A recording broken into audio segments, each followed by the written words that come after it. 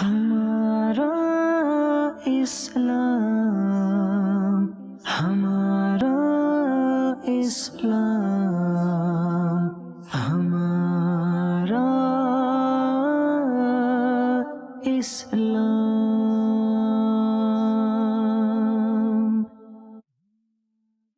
الحمدللہ رب العالمین والصلاة والسلام علی سید المرسلین، اما بعد فاعوذ باللہ من الشیطان الرجیم، بسم اللہ الرحمن الرحیم۔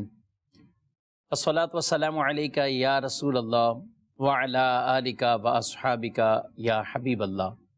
الصلاة والسلام علیکہ یا نبی اللہ وعلی آلکہ واصحابکہ یا نور اللہ۔ مدنی چینل کے ناظرین، پروگرام ہمارا اسلام لے کر ایک بار پھر آپ کی خدمت میں حاضر ہے۔ اللہ رب العالمین ہم سب کو اسلام کی خوبصورت تعلیمات پر عمل کرنے کی توفیق عطا فرمائے۔ ہمارے پیارے نبی صلی اللہ علیہ وآلہ وسلم کا فرمان معظم عالی شان ہے کہ جو شخص ایک دن میں مجھ پر 1000 مرتبہ درود بھیجے، وہ اس وقت تک مرے گا نہیں جب تک جنت میں اپنا ٹھکانہ نہیں دیکھ لے۔ اس کو مرنے سے پہلے ہی اللہ رب العالمین جنت میں جو اس کا گھر ہے، ٹھکانہ ہے، مقام ہے، اس کی زیارت کرائے گا۔ اللہ کریم ہم سب کو کثرت سے درود پڑھنے کی توفیق عطا فرمائے۔ صلو علی الحبیب صلی اللہ تعالی علی محمد صلی اللہ علیہ وآلہ وسلم، صلاۃ و سلام علیکہ یا سیدی یا رسول اللہ وعلی آلکہ واصحابکہ یا سیدی یا حبیب اللہ۔ مدنی چینل کے ناظرین، آج کے ہمارے اس پروگرام کا جو موضوع ہے وہ ہے تبلیغ دین۔ یہ ایک اہم فریضہ ہے، اور اس امت کو جو بہترین امت کہا گیا ہے، امت محمدی صلی اللہ علیہ وآلہ وسلم کو جو بہترین امت کہا گیا ہے، اس کی ایک وجہ جو قرآن پاک میں یہ بیان فرمائی گئی ہے، کنتم خیر امت اخرجت للناس تأمرون بالمعروف وتنہون عن المنکر۔ ارشاد فرمایا، اے مسلمانوں، تم بہترین امت ہو جو لوگوں کو ہدایت کے لیے ظاہر کی گئی ہو، تم بھلائی کا حکم دیتے ہو اور برائی سے منع کرتے ہو۔ ان کے ذمے ایک ایسا کام ہے، اور یہ ہم سب، ہر آدمی ایک طرح کا وہ مبلغ ہے۔ مبلغ کہتے ہیں پہنچانے والا، اور بطور خاص دین کی تبلیغ کرنے والا، دین کی باتیں آگے پہنچانے والا، اسے مبلغ کہا جاتا ہے، یہ تبلیغ کرنے والا اسے کہا جاتا ہے۔ تو یہ ایک امت کے ذمے اہم ترین یہ فریضہ ہے۔ اس کے مختلف احکام ہیں، درجات ہیں کہ آدمی کس انداز سے تبلیغ کرے، یعنی یہ کام کس انداز سے لوگوں کو وہ دین کے احکام پہنچائے، نیکی کی دعوت ان کو دے، اور اس کے مؤثر کون سے انداز ہو سکتے ہیں۔ پھر ساتھ ساتھ یہ ہے کہ یہ معاملہ جو دین کو آگے پہنچانے والا معاملہ ہے، یہ خاص ایک مولانا حضرات یا خاص وہی کہ جنہوں نے باقاعدہ دین کو پڑھا ہوا، داڑیاں رکھی ہوئی ہیں، خاص وضاقتہ نہیں، یہ تو اسلامی وضاقتہ ہے، ہمارے دین نے ہی اس کا حکم عطا فرمایا ہے۔ لیکن نیکی کی دعوت دینا اور بیسک برائی سے بچانا یہ اہم ترین فریضہ ہے، اور اس کا کام یہ اس امت کے ذمہ ہے۔ جی، اسی منصب کے لیے، یعنی لوگوں کو ہدایت کی طرف بلانا، برائی سے روکنا، اچھائی کے کاموں پہ لگانا، یہ انبیاء علیہم السلام وہ دنیا میں آئے اور اس کی دعوت وہ عام کرتے رہے۔ پھر ہمارے پیارے نبی اور اللہ پاک کے آخری نبی صلی اللہ علیہ وآلہ وسلم دنیا میں تشریف لائے۔ آپ دنیا میں آئے تو پھر آپ بھی یہی فریضہ سر انجام دیتے رہے، یہاں تک کہ جو اللہ رب العالمین کی طرف سے احکامات تھے، جو نبی پاک صلی اللہ تعالی علیہ وآلہ وسلم پر احکامات نازل ہوئے، اور جو آپ صلی اللہ علیہ وسلم نے شریعت کے احکامات بتائے، یعنی سب کچھ وہ امت کو بتا دیا، ان کو آگاہ کر دیا۔ پھر یہ کام اس امت کے سپرد ہوا، اور اس امت کے یعنی ہدایت کے وہ ستارے صحابہ کرام علیہم رضوان، وہ اس کام کو سر انجام دیتے رہے۔ پھر آگے یہ سلسلہ چلتا رہا، اور الحمدللہ آج تک مسلمانوں میں یہ رائج ہے کہ لوگوں کو اچھی بات بتانا، ہدایت کی طرف بلانا، ادعو الی سبیل ربک بالحکمت والموعظۃ الحسنہ۔ اللہ رب العالمین قرآن پاک میں یہ ارشاد فرماتا ہے کہ اپنے رب کی طرف لوگوں کو بلاؤ، حکمت کے ساتھ، اچھی نصیحت کے ساتھ، پکی تدبیر ہو، اچھی نصیحت ہو اور حکمت بھی ساتھ ہو، اس انداز سے لوگوں کو دین کے راستے کی طرف لانا، اللہ کی طرف بلانا، ہدایت کے راستے پہ گامزن کرنا، یہ عید مسلم، عید امتی، ہم سب کی یہ ذمہ داری ہے کہ اس کام کو وہ سر انجام دیا جائے۔ دیکھیں، بیسک کام یعنی برائی سے آدمی روکنا۔ نبی کریم صلی اللہ علیہ وآلہ وسلم نے ہر آدمی کو کس طرح ایک طرح کا مبلغ آپ نے قرار دیا ہے۔ ایک روایت میں تو یہ ارشاد فرمایا ہے کہ بلغو عنی ولو آیا، پہنچا دو میری طرف سے اگرچہ ایک ہی آیت کیوں نہ ہو، پہنچا دو۔ یہ تو پہنچانے کی بات فرمائی۔ برائی کے بارے میں جب آپ صلی اللہ علیہ وسلم نے، تو اس کی بھی کچھ کیٹیگری ارشاد فرمائی گئی ہے، اور ارشاد فرمایا من رعا منکم، تم میں سے جب کوئی آدمی دیکھے المنکر، برائی چیز کو کوئی بھی دیکھتا ہے، تو ارشاد فرمایا گیا ہے کہ وہ اسے بدل دے۔ کیسے بدلے؟ بیدہ، اپنے ہاتھ کے ذریعے اگر طاقت رکھتا ہے تو اس برائی سے لوگوں کو روک دے۔ کئی ایسی جگہ ہیں کہ جہاں آدمی ہاتھ کے ذریعے سے بھی، ہاتھ کی طاقت سے بھی برائی کو روکنے پر وہ خود قادر ہوتا ہے۔ باپ شریعت کے تقاضوں کے مطابق اولاد پر، استاد کے اعتبار سے شاگردوں پر، حکمران یا جس کو وہ منصب حاصل ہوتا ہے وہ اپنے ماتحت افراد پر، تو پہلا ایک درجہ وہ بیان فرمایا گیا ہے ہاتھ سے روکنے کا۔ اگر اس کی طاقت نہیں ہے تو پھر ارشاد فرمایا بلسان، اپنی زبان سے ہی روکو، اپنی زبان سے روکو۔ زبان سے تو آدمی کسی کو اچھی بات کہہ کر یا برائی سے منع کر سکتا ہے، تو کرنا بھی چاہیے۔ اس کے پھر احکامات وہ بیان کیے گئے ہیں کہ جب آدمی کو یہ ظن غالب یعنی غالب گمان کہ میں اس کو روکوں گا اور یہ رک جائے گا، تو اس پر واجب ہوتا ہے اس برائی سے روکے۔ جب اس کو اپنے بارے میں یہ گمان غالب ہو جاتا ہے کہ یہ میری بات کو مان لے گا، تو اب یہ برائی سے اس کو روکے۔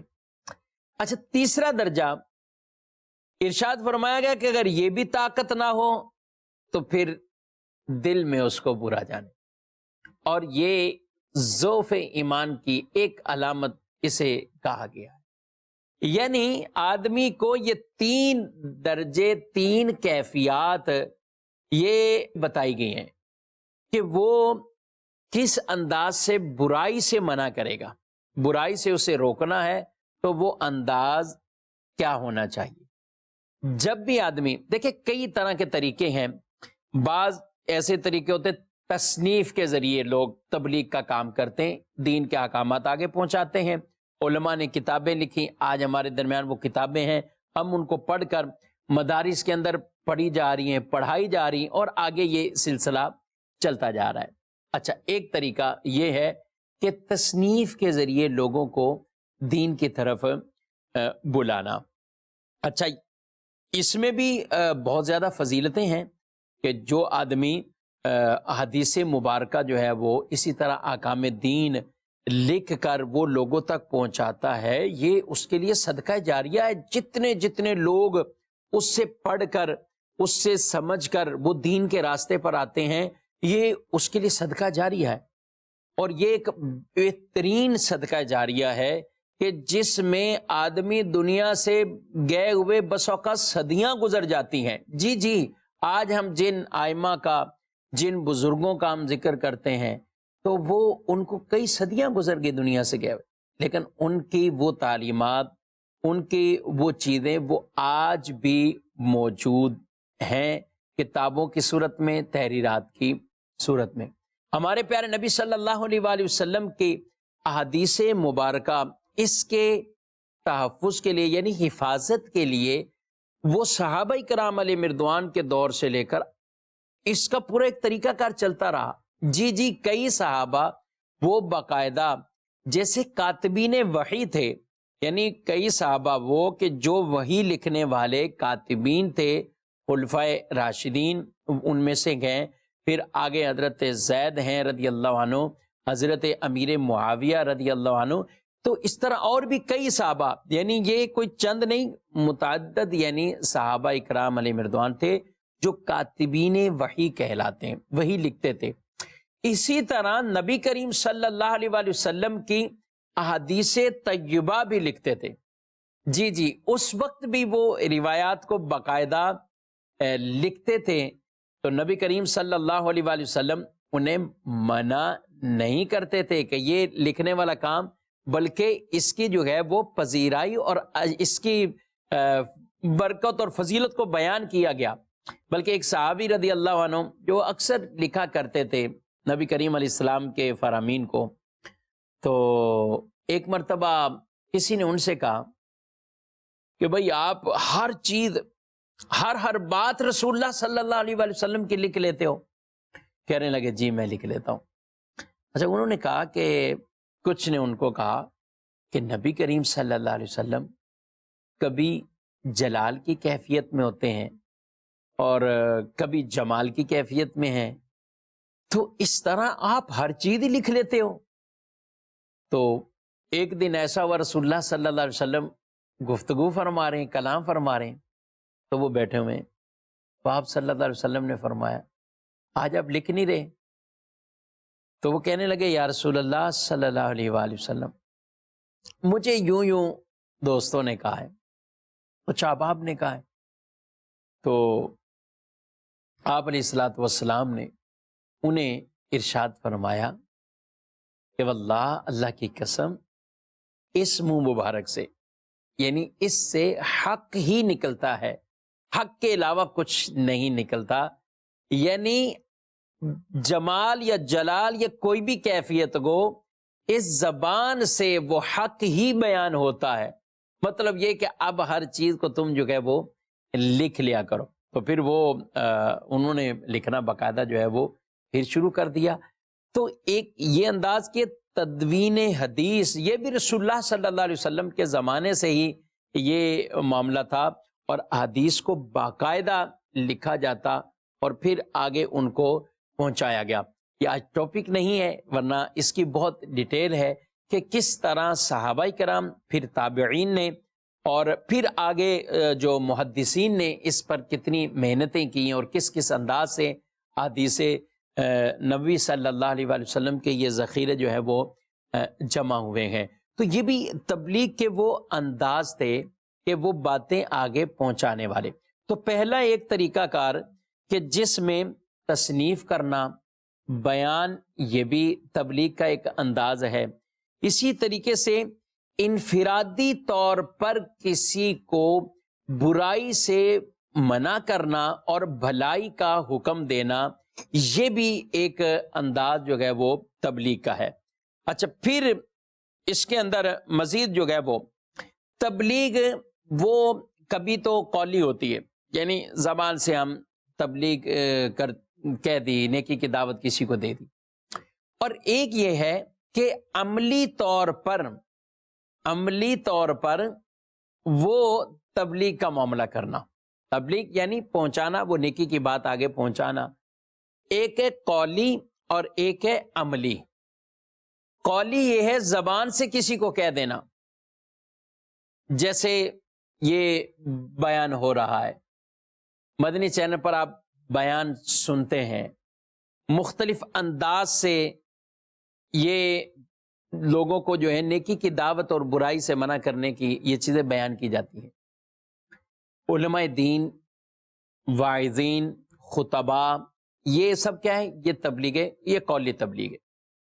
اچھا، ایک ہے عملی، اپنے عمل سے دوسروں کو اس طرف بلانا، اپنے عمل کے ذریعے سے دوسروں کو وہ اچھائی کا پیغام دینا، اپنے عمل، اپنے کردار کے ذریعے سے دوسروں کو ہدایت کے راستے پر، نیکی کے راستے پر وہ چلا دینا. تو یہ جو عملی تبلیغ ہے یہ قولی تبلیغ سے زیادہ قوی ہے. جی، بات کا اثر ہونا یہ، اور اس کے ساتھ ساتھ یہ اپنے جو ہے وہ عمل کے ذریعے لوگوں کو تبلیغ کرنا، اپنے کردار کے ذریعے، اپنے اخلاق کے ذریعے.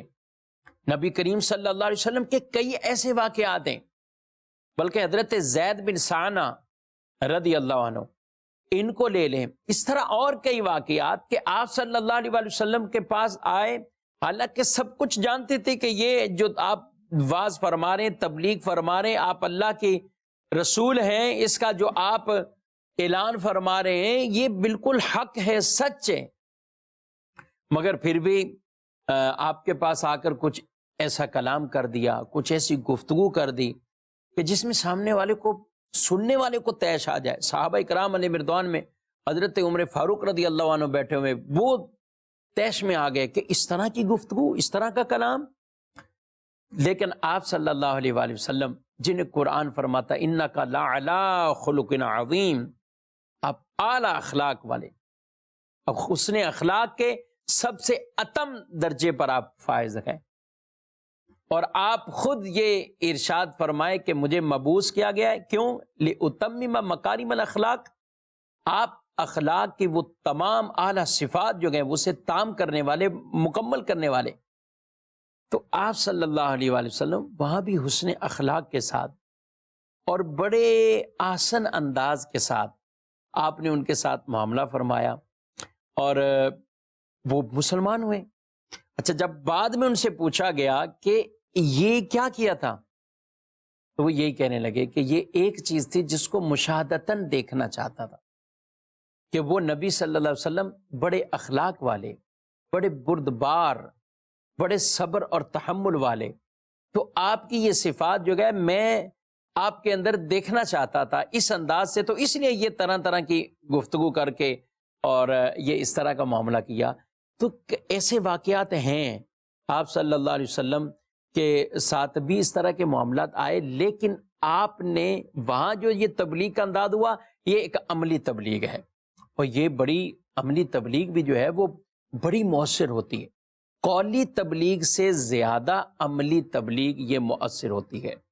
آپ نے کبھی کسی کو دیکھا ہو کسی کام میں مشغول گئے، یا کسی کا سچ بولنا، آپ نے، ضروری نہیں کہ وہ کوئی کسی خاص، میں مولانا حضرات یا کوئی ایسے کی بات کروں، آپ تاجران میں بھی دیکھ لیں، آپ مارکیٹ میں دیکھ لیں، آپ کہیں اور بھی ہیں، ارد گرد کے کئی افراد ایسے ہیں جو اپنے کردار سے، اپنے عمل سے لوگوں کو وہ ایک نیکی کا پیغام دے رہے ہوتے ہیں.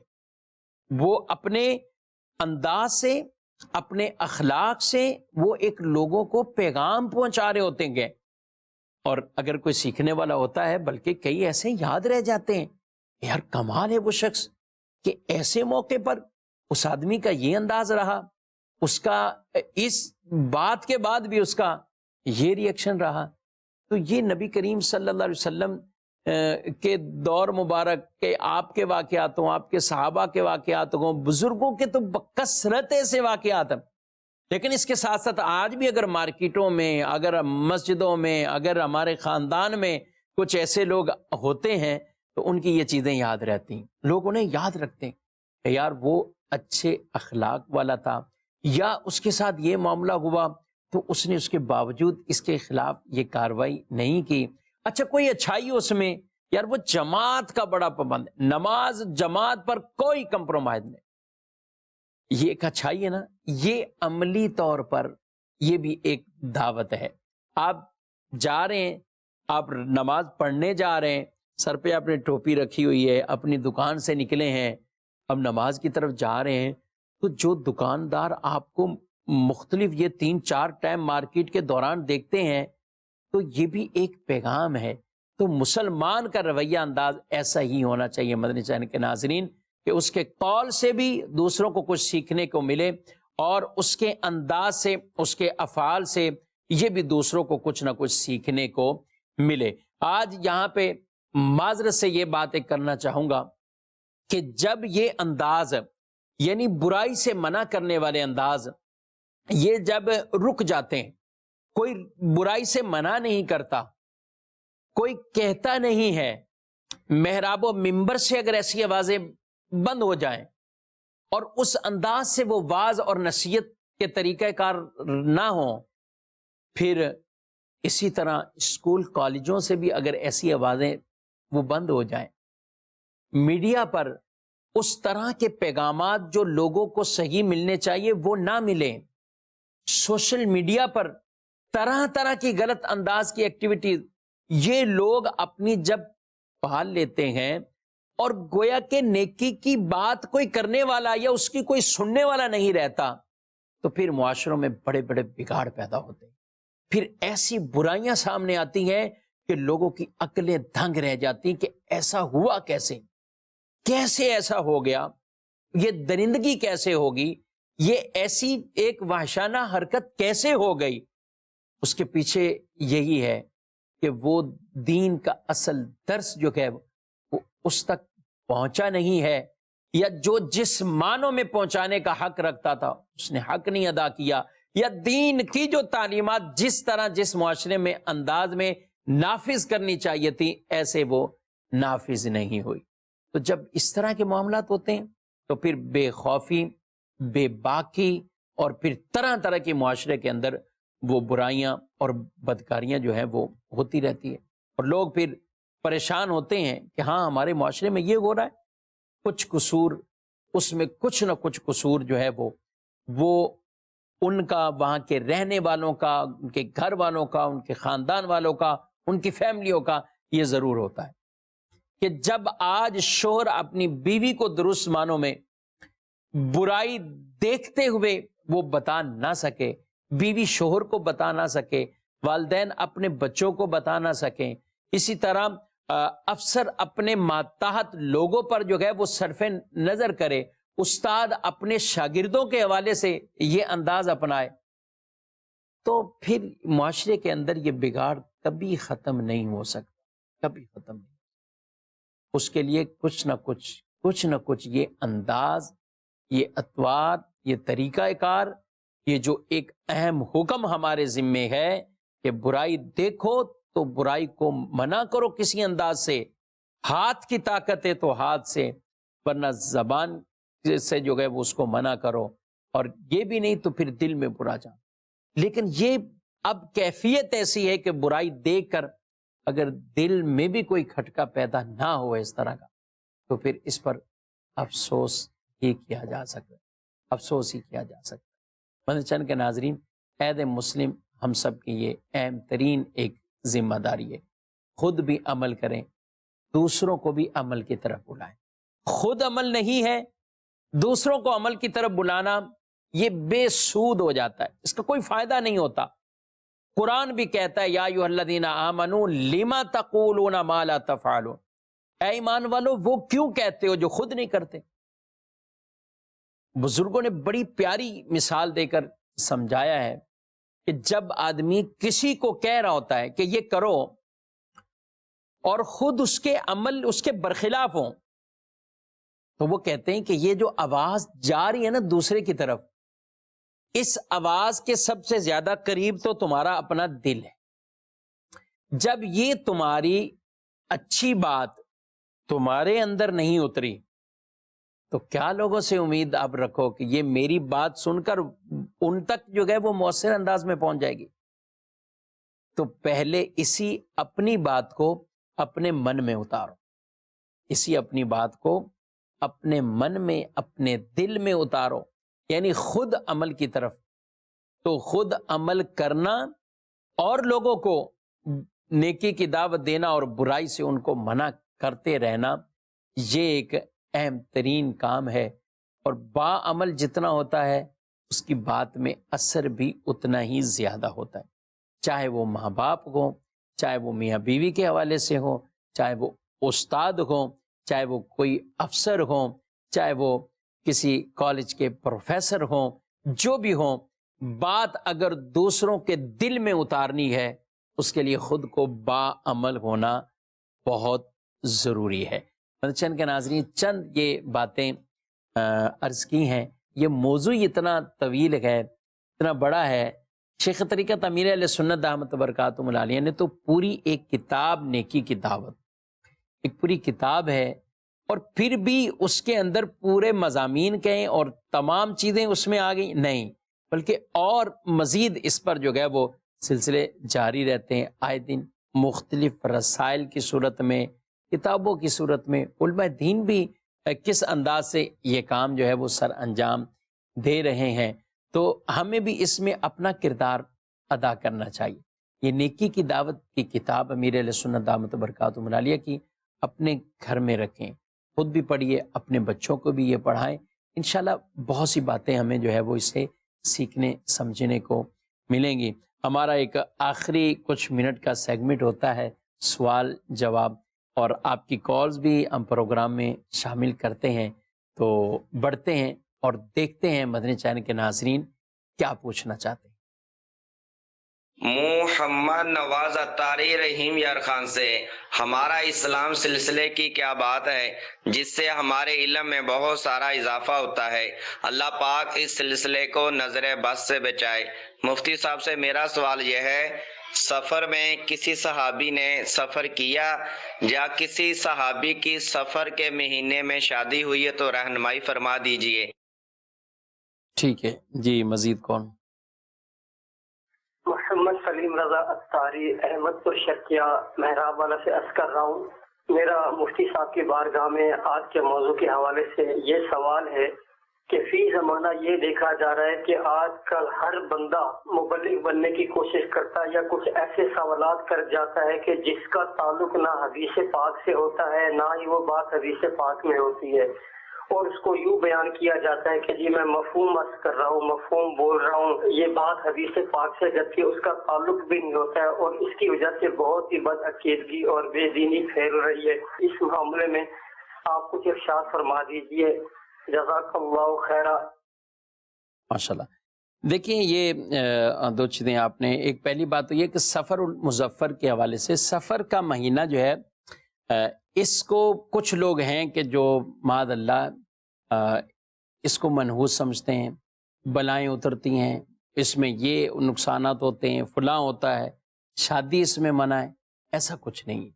سفر کے مہینے میں بھی بالکل نکاح ہو سکتے ہیں، شادیاں ہو سکتی ہیں، اس کو منحوس جاننا مہینے کو معاذ اللہ یہ بالکل غلط نظریہ ہے۔ جب حدیث رسول میں لا سفر فرما دیا گیا تو اب کچھ بھی معاملہ جو ہے وہ پیچھے نہیں رہتا، تو لہذا اس طرح کے اعتقاد رکھنا اور یہ تصورات پالنا یہ بالکل غلط ہیں۔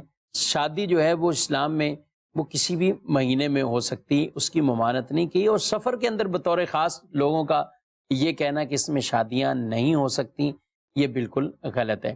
بلکہ بعض سیرت کی کتابوں میں یہاں تک بیان کیا گیا کہ حضرت علی کرم اللہ تعالی وجہ الکریم کی جو شادی اور نکاح بی بی فاطمہ رضی اللہ تعالی عنہا ان سے ہوا تو وہ بھی سفر المظفر کے مہینے میں ہوا ہے، وہ سفر شریف کے مہینے میں ہی ہوا ہے۔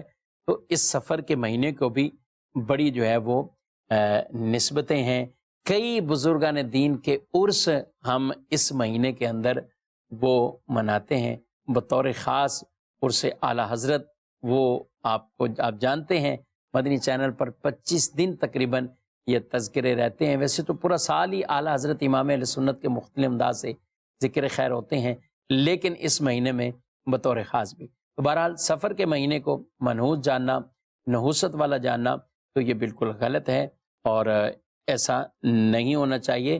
جو لوگ ایسا نظریہ رکھتے ہیں ان کو اس سے توبہ طائب ہونا چاہیے. دوسرے بھائی نے جو سوال کیا کہ عام لوگوں کا حدیث بیان کرنا، دیکھیں اس میں بہت سے لوگ لاپرواہی کرتے ہیں، اور وہ ایسی حدیث مبارکہ وہ بھی بیان کر جاتے ہیں اور جن کا حدیث سے تعلق ہی نہیں ہوتا، وہ حدیث باقاعدہ ثابت ہی نہیں ہوتی.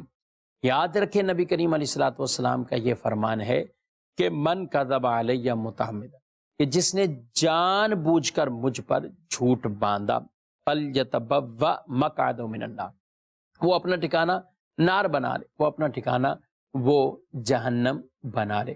تو اس لیے اس انداز میں کبھی بھی جس کے بارے میں کنفرم نہ ہو حدیث کا تو وہ اس طرح بیان نہیں کرنی چاہیے.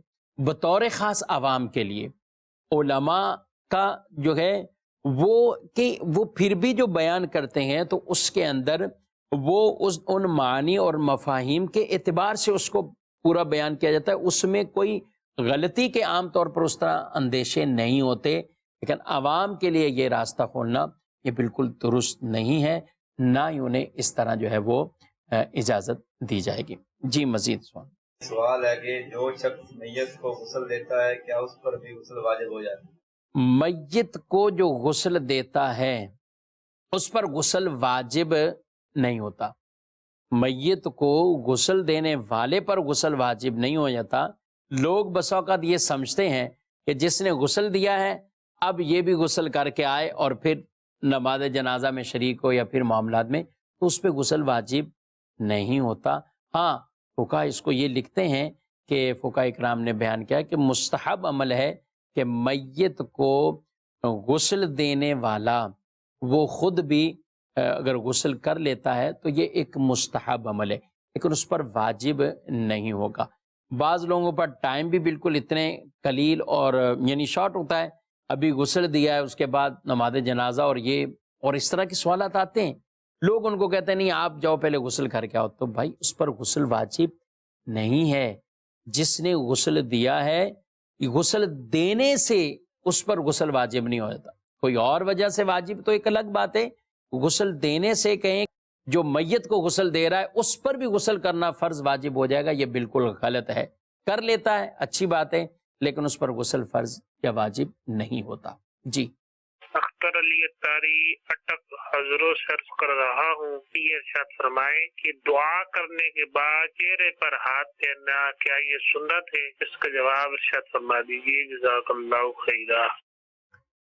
دعا کرنے کے بعد چہرے پر ہاتھ پھیرنا ہمارے پیارے نبی صلی اللہ علیہ وآلہ وسلم سے ثابت ہے اور آپ کی سنت مبارکہ ہے. جی کئی احادیثوں میں اس کا ذکر بیان فرمایا گیا کہ آپ صلی اللہ علیہ وآلہ وسلم جب دعا کے لیے اپنے ہاتھوں کو اٹھاتے تو پھر جب دعا کا اختتام کرتے تو وہ ہاتھ مبارک آپ چہرے پر مل لیا کرتے تھے. صحابہ کرام علیہ رضوان کا بھی یہ انداز رہا ہے اور وہ بھی اسی طریقے سے دعا کے بعد اپنے چہرے پر ہاتھ جو ہے وہ پھیر لیتے تھے. تو یہ باقاعدہ سنت مبارکہ ہے. علماء نے لکھا ہے اس میں کہ جب آدمی دعا کرتا ہے تو اس وہ ہاتھ پورے برکتوں والے ہو جاتے ہیں. تو یہ ہاتھ جو برکتوں والے ہاتھ ہیں، اس کو کہا گیا ہے کہ آدمی کے جو اعضاء میں سے چہرہ ہے سب سے عزت اور شرافت والا یہ حصہ ہے. تو وہ برکت والے ہاتھ اپنے چہرے پر مل لے تاکہ یہ برکتیں اس کے پورے جسم کو مل جائیں.